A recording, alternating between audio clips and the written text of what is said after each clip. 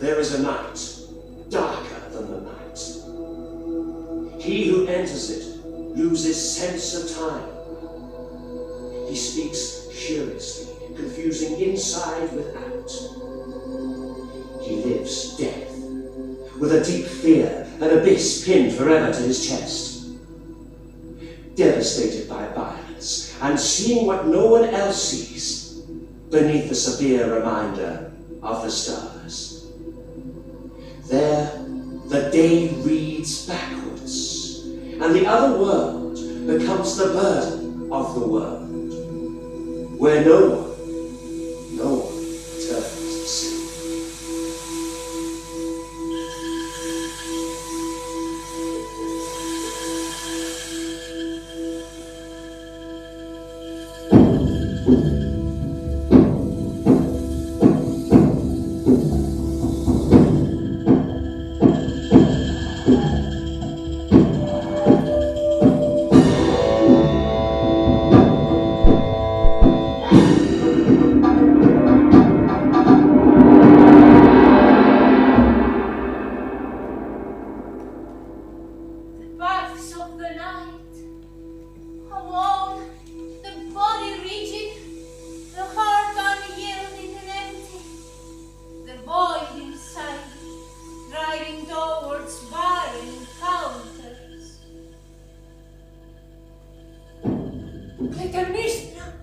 The archaic queen! She received a message from her husband, ordering her to take her daughter, Iphigenia, to Ablida, to be wed to Achilles. Lies!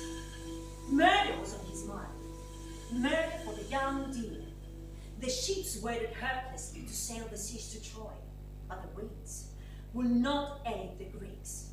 Artemis demanded a sacrifice in order to allow the winds to blow. An old forgotten sin. While hanging, I slaughtered the deer, the goddess's loved one. The goddess is unforgiving. She shows no mercy, and she seeks Agamemnon's daughter, Iphigenia, a young child. Her mother, Clytemnestra, loved her more than anything. The Greeks awaited, looked me in the eye and were expectant of me, just like eaglets expect from their mother. Clytemnestra lays her eyes on her husband. She begs, she pleads him to spare the child. And hear me now. I shall make my words plain and simple. No more dark hints. Oh, dark fate, dark destiny and fortune. By force you wedded me. I never loved you. You murdered Tantalus, my first dear husband, and my little son. You tore him from my breast. And when my brothers, the sons of God, chased you with their horses, my father pitied you and gave me to be your wife. And a true wife I was. Yes, chaste and true, and cared well for your home. 3 girls I bore you, and a son. And now you rob me of the first, the joy of this house. And for what reason, if men should ask it? Ah, I'll answer that. To win back heaven, your own child, for a mean woman, your dearest for a foe. A proper bargain. If you do this, if you go to Troy, what will my heart be like here when I look at my daughter's empty chair and empty room, sitting there all alone, accompanied by my dears, whispering, your father killed you, child, killed you himself. What will your excuse be when you come back? We who are left shall not need much urging to greet you with the welcome you deserve. Oh, by the gods, do not drive me to sin, nor sin yourself. If once you killed your child, how could you pray? What good could you ask for? Rather for defeat, disgrace, and exile. Nor could I pray for you. For we make fools of the gods, if we suppose they can love murderers? And if you come home, will you dare kiss your girls? Or will they dare come near you? As you may choose yet another for the knife. Have you once thought of this? Are you a man? Or are you nothing but a scepter and a sword? You should have gone among the Greeks and said, you wish to sail to Troy? Good, then draw lots to see whose child must die. Or Menelaus should have killed his own, and mighty for Helen, that would have been fair. But I, the chaste, I must be robed, so that she can come back home in triumph to find her daughter. Answer if I'm wrong. If not, give up this murder. Sin no more. I love my children! I am not mad. It is horrible for me to do this dreadful thing. It's as horrible for me not to. It is the same either way. You see this huge armada? This multitude of warriors? None of this will happen unless I sacrifice my daughter for the gods. These are the words of the prophet Calchas. My daughter! My soul! Your father, my love, is giving you away to death himself. Run, my child, and beg him. Find words of love to tell him with your pretty, pretty voice. Your only hope is you alone.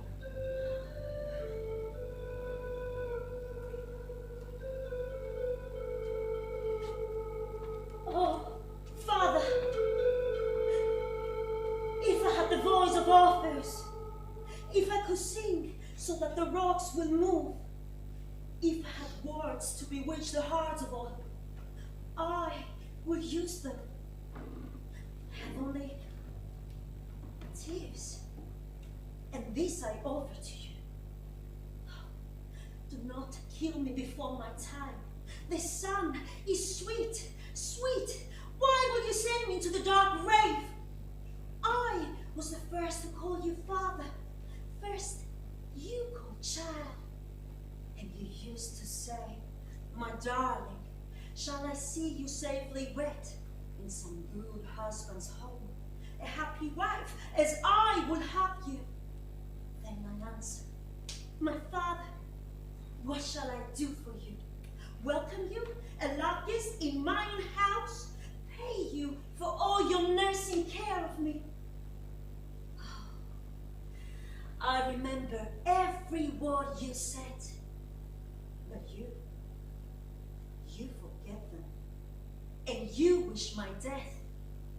Have pity for your father Adrosek and for my mother's. She has suffered once when I was born, and she must suffer now. What do I have to do with Helen's love? How is it she has come to ruin me? My father, look at me and kiss me once more, that I may take this memory at least into the grave with me, if I must die.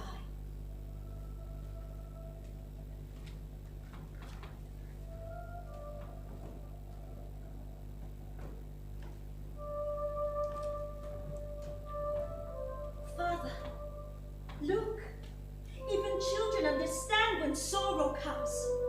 He asks for mercy, though he cannot speak. Yes, we two children touch your beard and pray. I, your grown daughter, and your little son.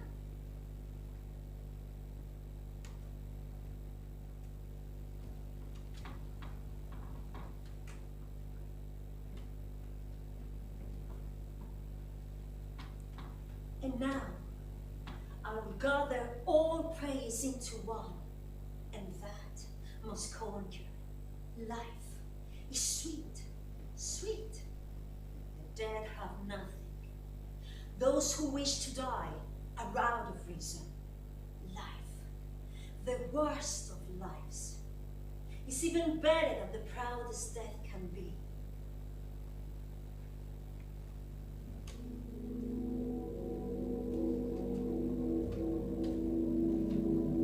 I contrived to trap my loved ones. I contrived to trap my loved Who ones. is trapped? Now, But what am I I am to the do? one who is trapped.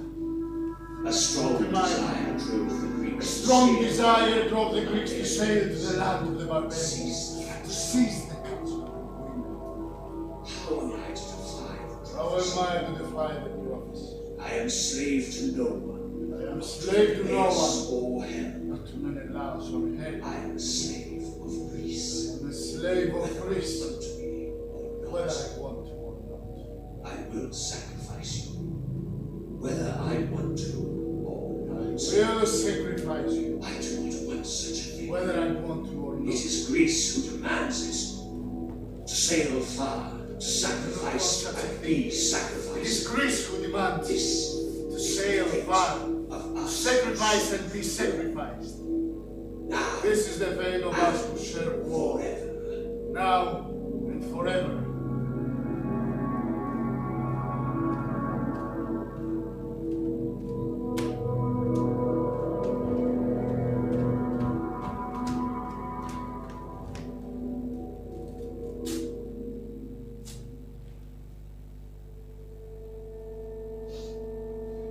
If there is only man and nothing more, then there is no salvation. And let our eyes cry countless tears, let us mourn, for we feel only horror. If for mankind there is only man, then what we have is nothing. Such descent, such catastrophe, such blood, such grief. So many left dead on the ground because of the war, every war, all around the earth.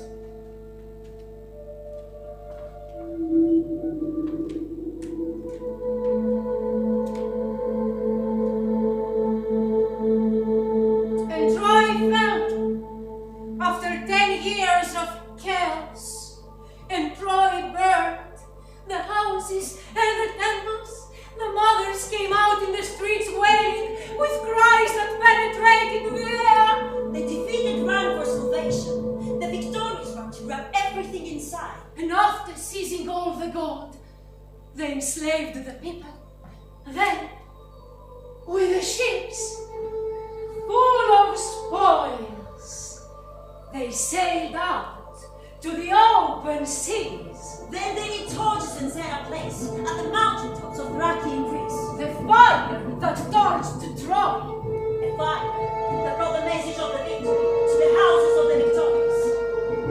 From Mount Idi, the fire began and traveled all the way to Limnos, and from there on to Mount Athos, up in the Aegean Sea. Then from the Isle of Skyros to the north of Evia and the top of the mount, Kytheronas. Then Lake Gorgopi turned gold from this fire that began in the Aegean and on Mount Arachneo. It was this fire that the pensioners guard of the palace of Mycenae saw. He ran, so he could be the first to tell it to Clytemnestra. To tell her to prepare, for she was to welcome her husband, to shower him with honors.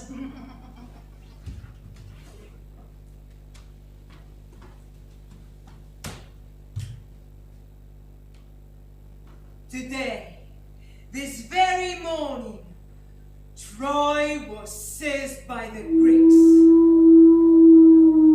I suspect a host of jarring voices fills the city. Screams of two kinds of fortune. If within one cup you pour vinegar and oil, their forms will never merge. Such is the discord of the victor's roar and the captive's moan.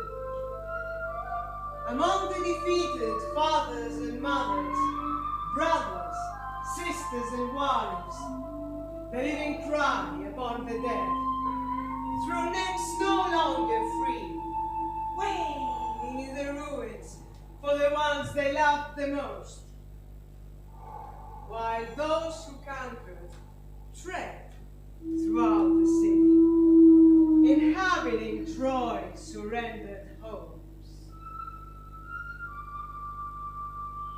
Lucky,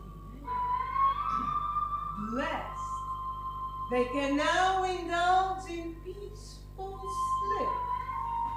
But I fear rage may break upon the army, an overwhelming grief, and much toil still awaits the safe return home. However, if they revere the god of Troy and respect city's temples, they will never have to face defeat again, since they have overcome it once before. But if they have sinned, then the gods, their own, will claim.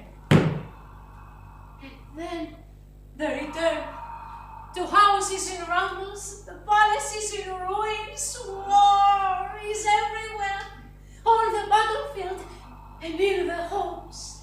Weary bodies dressed in red, only to find more bodies dressed in tainted clothing, awaiting them. And so, another war begins, a conflict of recollection and resolution.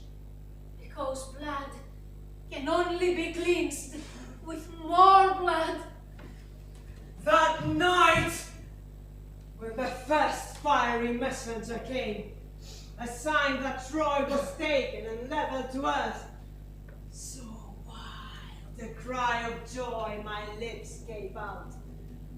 On its shrine I set the sacrifice, and the women, like they do, heralded throughout the city, here and there, with voices of loud proclamations announcing joy, praying to each god in every temple. All is fulfilled. I spare you a longer tale. The King Agamemnon himself shall tell me all. It remains to think what honor may best reap my lord, the majesty of Argos home. What day beams fairer in a woman's eyes than this, where she flings the portal wide to hail her lord, heaven sealed it home from war. This is to my husband that turns the city's longing into joy. Yes, let him come, and coming may he find a wife no other than he left her, true and faithful, like a watchdog to his home, fear to his enemies, in all her duties, loyal, faithful, for 10 long years unmarred.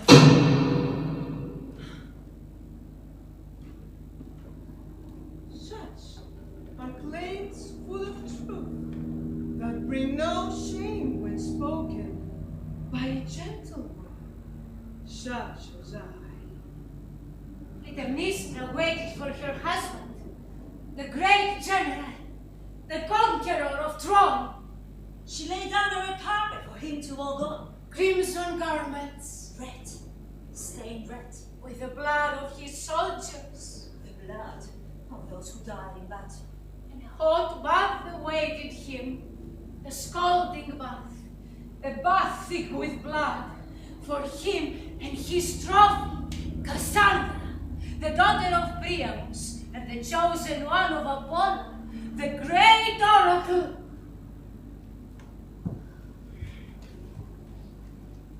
You too, Cassandra! Come inside, I say! For Zeus, gracious mercy grants you to share in the household's ritual washing by the altar, a slave among many slaves. What? Holy Still? Step from the chariot! Once Hercules was sold and had to eat bread with slaves. Yes, hard it is. But if such fate befall, one is lucky to serve within a home of ancient wealth and power. The newly rich are cruel to their slaves, but we are strict and fair. Pass in! Hear what our ways will be.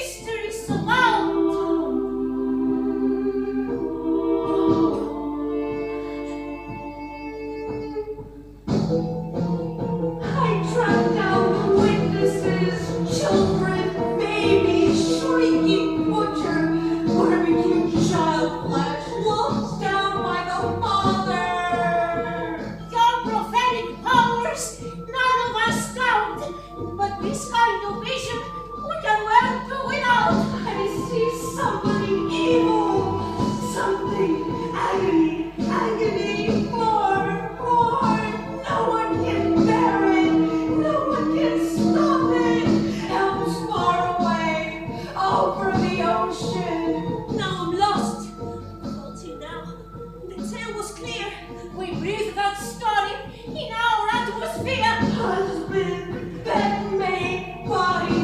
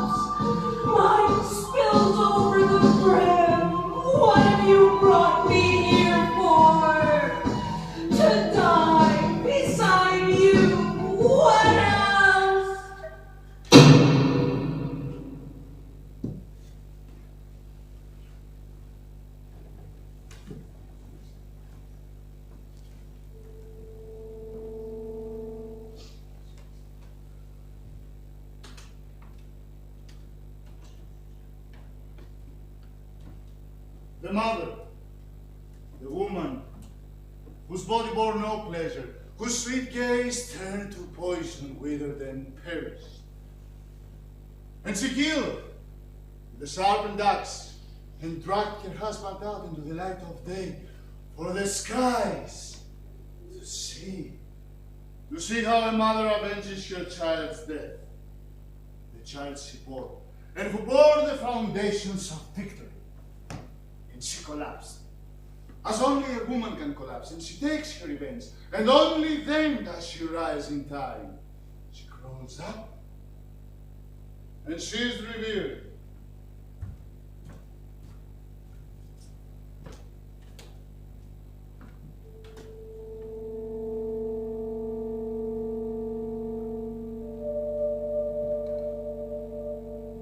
Every woman is the earth.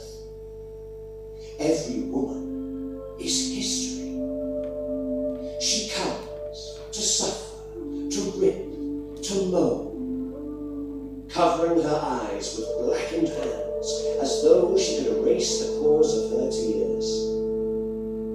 Adorned in red gold silk, the woman leaves, leaving behind that which life itself does not neglect. She failed to take wickedness with her, so that it would cease to exist. But this wickedness never ceases. Sister? Sister? Sister? My dear sister?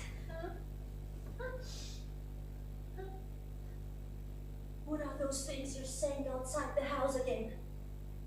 After so long lamenting, don't you see you're wasting your time? Your anger is useless. I know what an unwhole bottle way of life is. I also know what my feelings are. And if I have the power, I'll tell our masters that these are dangerous waters, and we must move carefully. Nothing I do must threaten them. I want you to do the same. I know you have justice on your side. Do not, when they have power, I must obey them in everything. If I am to be a free woman. Sister, my sister.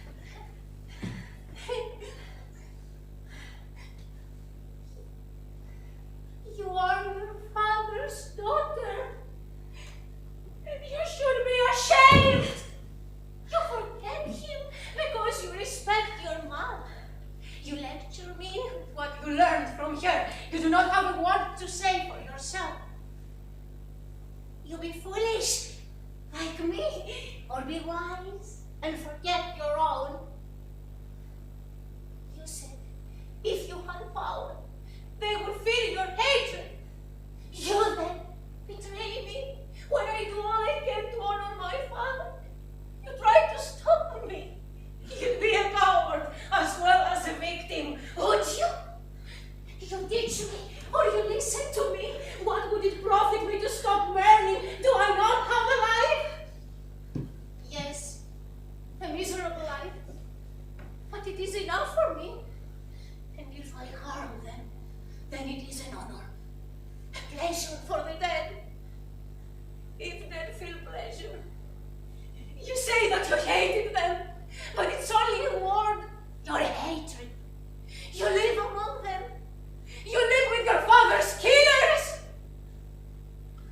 The earth will cover me before I give in to them. Not if they were to give me your pomp and your pleasures. You eat yourself full, and your life is a leisure. What I eat does not sit in my stomach. I have no desire to enjoy your privilege. I've grown used to your way of talking. Where are you going? Why are you carrying those offerings? For my father's grave. My mother sent me with them. What are you saying? She's making offerings at the grave of your worst enemy. To the man she murdered is what you mean. My dear sister, leave nothing on the dome. That woman hated our father, Neither God nor man would let her honor his grave. Give them to the wind. Hide them deep in the dust. They won't disturb where my father lies dead. Save them for yourself when death takes her. She saw without shame. She dares to pray for the man she murdered. Do you believe the man that the earth will receive her offerings? She dishonored him in death. She killed him like an enemy. She cut his corpse to ribbons. And she wiped out the blood of his head on her hands. Do you believe these offerings will clear her of the murder? That cannot be. Go to our father's grave and cut a lock from your hair. Take this tangled one from my unhappy head. It's very little, but it's all I have. It's my duty. I will do it. There will be no argument. But if you care about me, say nothing of this. For if my mother hears, it will be on my head.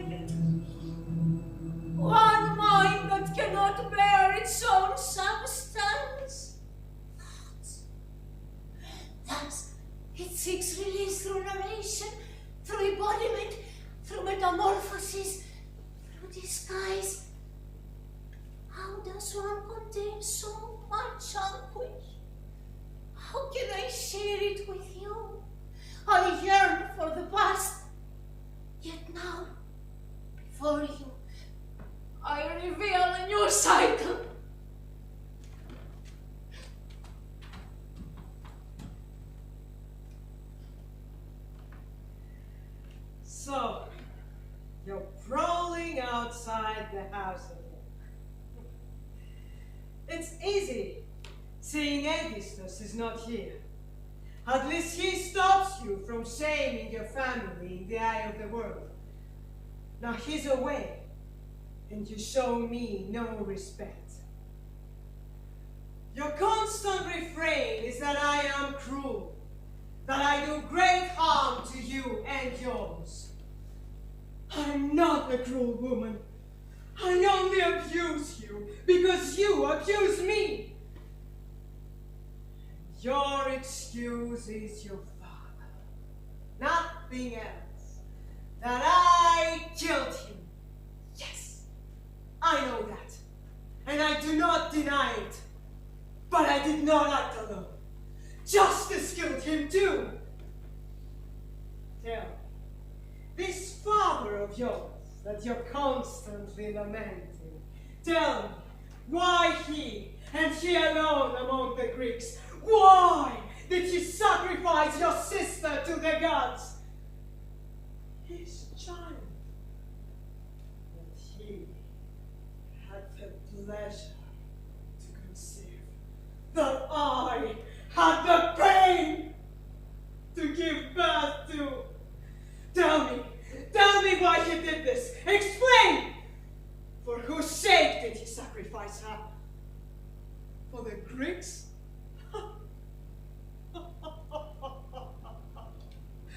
But they had no right to kill her. She was mine. My child. Menelaus had 2 children. They ought to have died, not mine. Was it not for their father and mother that this war was started? Oh, did your damned father have pity for the children of Menelaus. Had he no pity for mine? Yes, I killed him. I made the only choice I could. Your father was a fool. He was insane. That's what she would say, if she could still speak. My dead daughter. Then listen to me now. You said that you killed my father. Whether you acted justly or not, what greater crime could you admit to? And I tell you that you did not act in the name of justice. You acted under the influence of an evil man, and now you are living with him. Ask Artemis, the goddess of the hunt. Why she still the winds in Olis? No, let me answer that. Because we cannot question her. She is a goddess. They say my father was hunting in a grove sacred to the divinity. He startled the deer. When he killed the animal, Artemis heard him boasting. And in her anger, Artemis detained our ships. A sacrifice had to be made. His daughter for the beast. That is how she went to her death. There was no way for the army to go home or get to Troy. That is why he sacrificed her. It was against his will and with great suffering. It was not done for the sake of Menelaus. But say you are right. Say he had done it to help him. Was that the reason for him to die? At your hands? Whose law is that? You watch when you lay down the law. You may be laying down your own pain and punishment. If you are to get what you deserve, if we are to take a life for a life, then you should die first. The excuse you make for yourself does not excuse you. Tell me this. Why are you betting the man who killed my father is guilty? You gave him children. You cast aside your older children. We fear God because our father feared God. So I do not excuse your adultery. Or do you say that is for your dead daughter? You sleep with a dire enemy for your daughter's sake? Oh, I'm wasting my breath talking to you. You say all I do is abuse my mother. No, you torture me. You torture us all. I lead an unhappy life. I live with a constant cruelty. You and your maid pour on me. And another child wears himself away in exile. Orestes, he barely escaped from your blood-stained hands. You've often accused me that I saved him to make you suffer. Well, know this. If I had the power, I would have done so. Tell the world if you think me wicked, arrogant, shameless, good. That proves me worthy of your greed. You have so insulted your mother. Will you stop at nothing? Have you no shame? Yes. Yes, I do feel shame. Even if you might not think so. I know what I'm doing is wrong. It goes against my nature. But you are malign.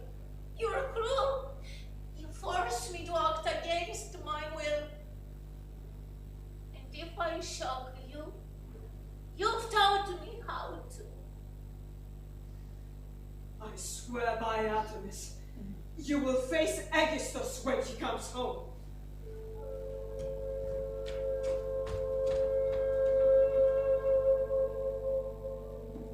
And so the prophecy unravels from one murder to another.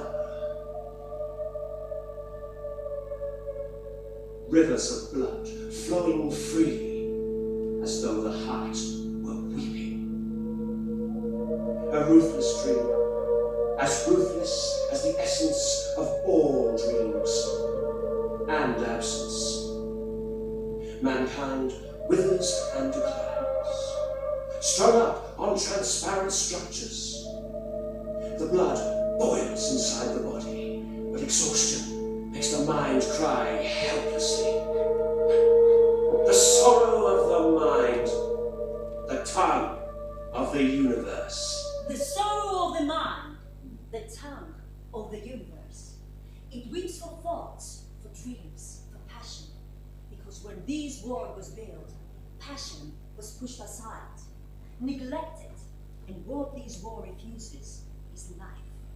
Because life itself is passion forbidden, hunted mercilessly through dirt and wet landscapes, from country to country, with hair heavy from sweat, sticking to the brow, the temple, and the nape, with heightened bitterness in the mouth, and with blood wanting to burst through delighted pores. Orestes, seeking to avenge, armed with a sword, received from Apollo.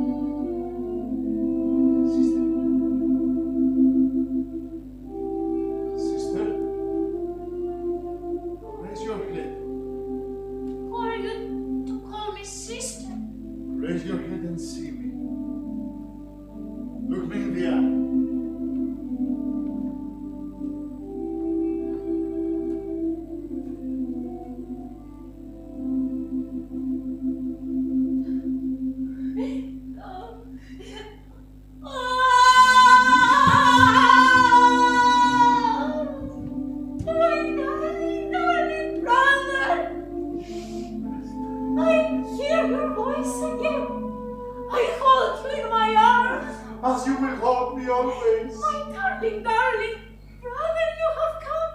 You have arrived. You have seen those whom you love. What is wrong? Wait.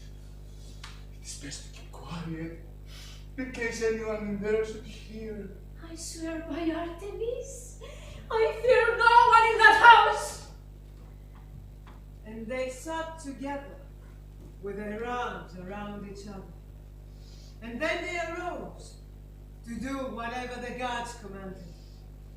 Orestes became a matricide in order for the old prophecy to come true. How do you refuse Apollo, the mighty god? And the people of the city arose and cast out the tainted Orestes, for he had committed a great sin by killing his own mother. And the Erinyes found and hunted him.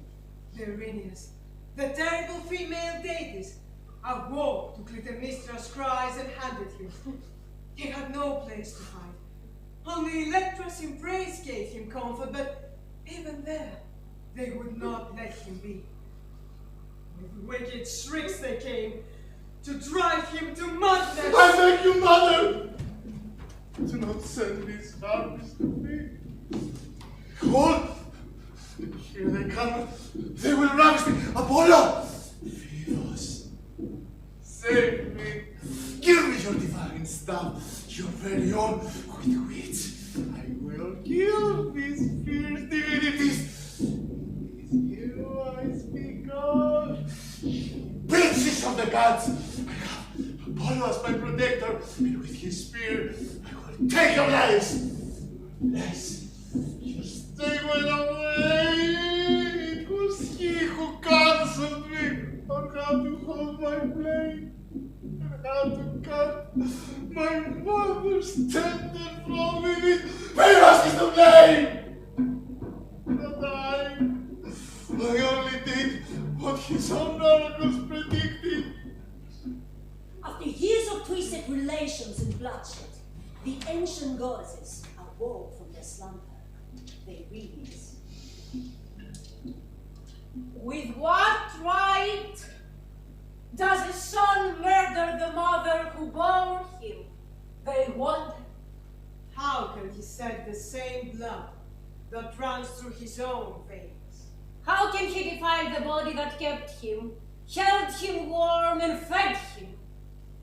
Terrible goddesses, flying high, tormenting his soul. They drove him to madness. Crazed, he flees to Argos, to the one place that can be rescued from the atrocious witches that seek him. Athens, to the supreme court, to Aeroplio Pathos. You cannot deny that you killed your mother. With a sharp-edged blade you slit her throat. And yet you tell terrible lies that a god provoked you to do so. How can a god provoke a mortal to commit matricide?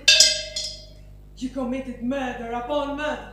You killed your own mother, your own blood, because she killed your father.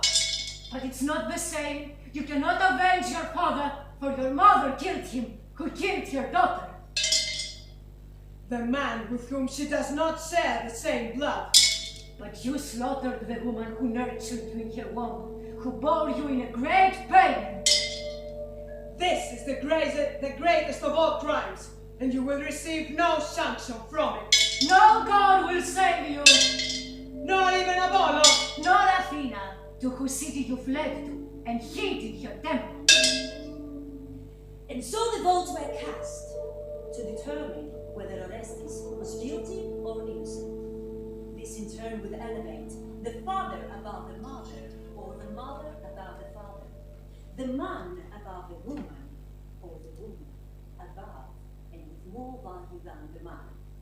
Human votes, mortal votes, in the highest phase of democracy, judging dark deeds, deeds of gods, whose intentions remain unknown. And the votes counted accurately. Again and again, as is the custom in a democracy. The final verdict was innocent And guilty. A tie. 6 against 6. And then Athena spoke, and she, like the goddess she was, she offered a solution, a wise solution for all.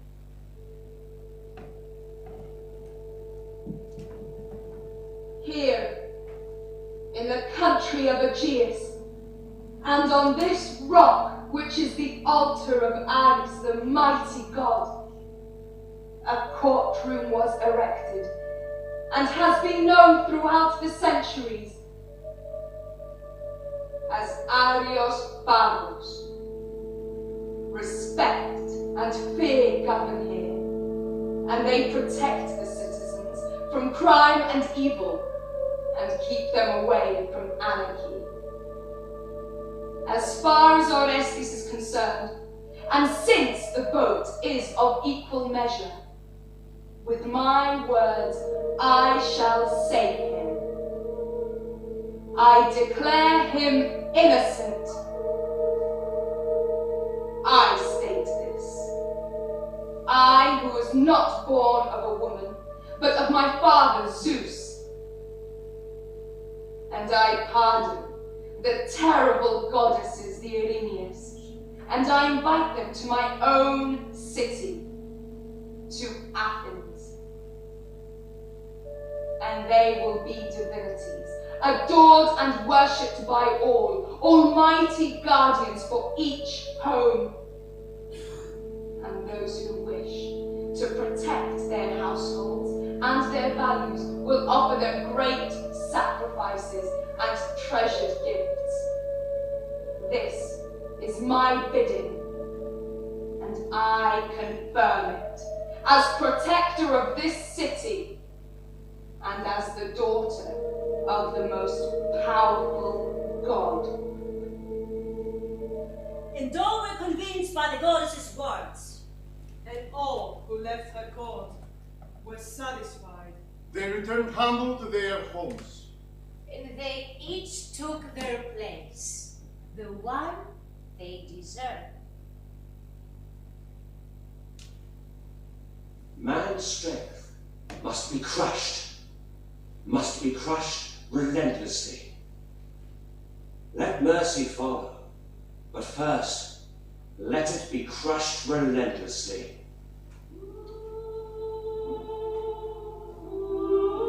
It is imperative for man to lose, to see himself throw the dice, and witness the rewards reaped by his opponent reaping the rewards. And then he should rise and once again place his empty fist upon the soil and feel the strength of the earth more powerful than his own. Man must be crushed, for this is man's destiny, and this cannot be